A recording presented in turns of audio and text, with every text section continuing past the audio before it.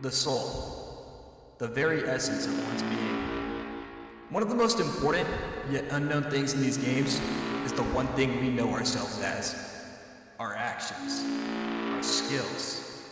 Even the entire game's outcome can depend on what we do with the soul. Sorry guys, I actually can't keep this persona up. I'm way too slow to keep sounding smart. So hi guys, KRIS is the CYAN soul.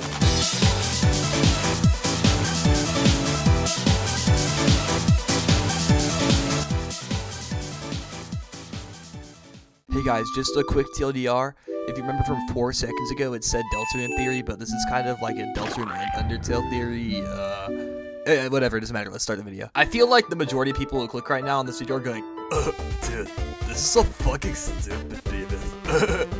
And like, yeah, you're right, okay? But I also got some good points, so shut the fuck up and let me talk, bitch. Ay. So let's connect this to my most recent video, the Undertale 10th anniversary video, which, holy shit, guys!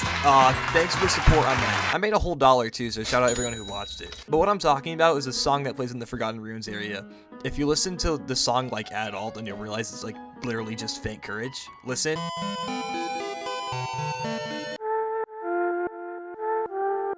And you also get the toy knife here, which is the CYAN Soul's related item. LOL! Speaking of knives, I hope everyone at this point knows that the CYAN Soul has a connection with knives.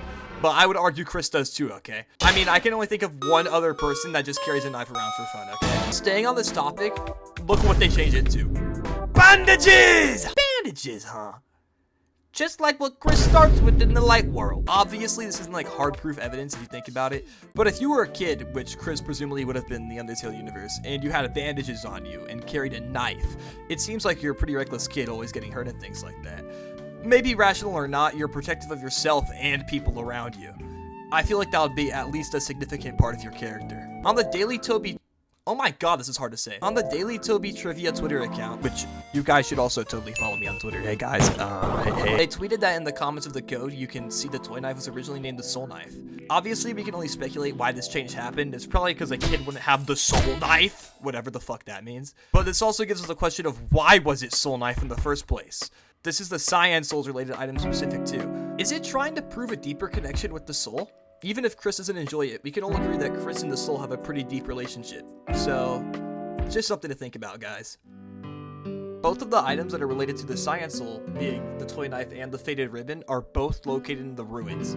Going back to the Undertale 10th anniversary, this old frogget says that every human acted differently. Some would run, some would hide, some would even fight. So we can only assume that KRIS would have stayed. We know from Deltarune just how much KRIS loves their mom, from little gestures to literally risking their own life just because their mom is in there. It's pretty safe to say, even with their struggles in their relationship, they very much love each other. Which this would make even more sense to why CYAN Soul's related items are in the ruins.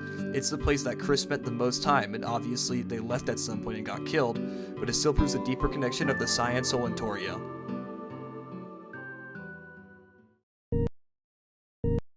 You are playing a pirated version of the CYAN Soul. Please discard this copy immediately. Now, okay, I know what you're thinking. And it's the one thing I've been avoiding this whole time. The CYAN Soul's trait is patience. And I feel like most people, when they think of KRIS, they think of a more insufferable gremlin who likes to prank people by eating their hamster right in front of them. But I think we're thinking about the wrong side of them. What about the side who's been waiting for what feels like forever just to see their brother again? What about the side who, even with the power to rip out the soul whenever they feel like, goes time and time again without taking it out? Even when alone, they'll keep it inside of them, only really removing it when completely necessary. And sure, there's probably a reason for why they have to keep it in, but still at the same time, we can see they can act completely normal without it. They'll only really remove it when completely necessary, like when we're about to ruin their entire plan, or like, to self-harm us after we almost ruined their entire fucking life. But yeah, KRIS is very patient for most of the game. Especially with us. We have zero clue in Undertale if it was even possible to rip out the soul. There's no mention of it anywhere. But in this game, we have an angsty teenager with all the spite in the world against us. Yet they stand there letting us take control for almost the entire game. So at the bare minimum, this has to at least mean something. Now, what does this all mean? I kind of just spouted info at you and didn't really explain it, so I got you.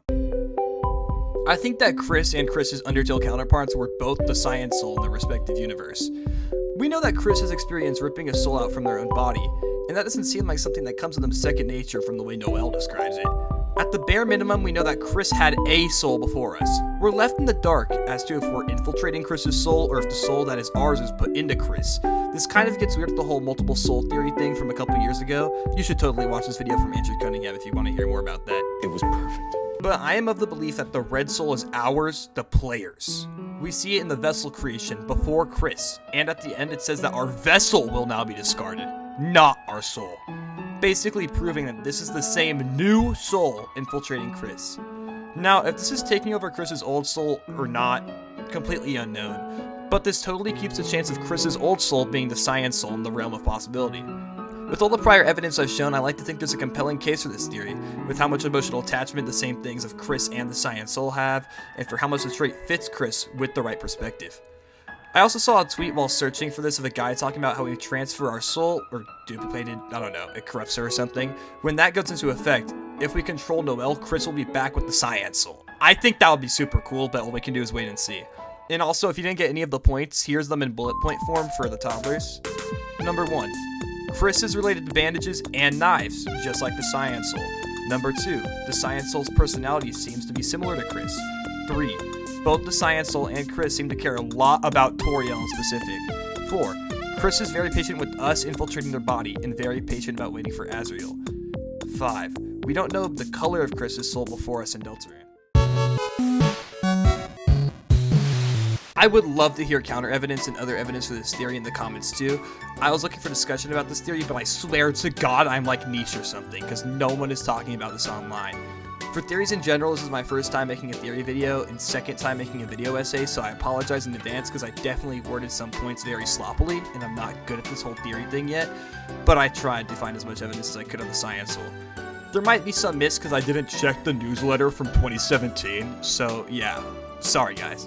Oh, and look at the time, it's sponsor time. Hey guys, my name is Cringy. This video is sponsored by me. It seems you've already watched the end of the video and you're still not subscribed. Dude, I low-key get mad at those like subscribers when they show their subscriber graph and like it's 50-50, but dude, I am 99.6 unsubscribed. So just throw your boy a bone and subscribe already. Come on guys, it's like the easiest. I really hope you enjoyed, and if you didn't, then thanks for the retention time, loser. But I really enjoyed making this video, even if it's kind of all over the place and I'm low-key just saying shit. But I hope to make more in the future. Also, sorry for how short this video is. I wanted to make it longer, but I felt like anything else would just be dragging it on for the sake of making it longer, so you know. Yeah. Thanks for watching. Stay tuned for more, and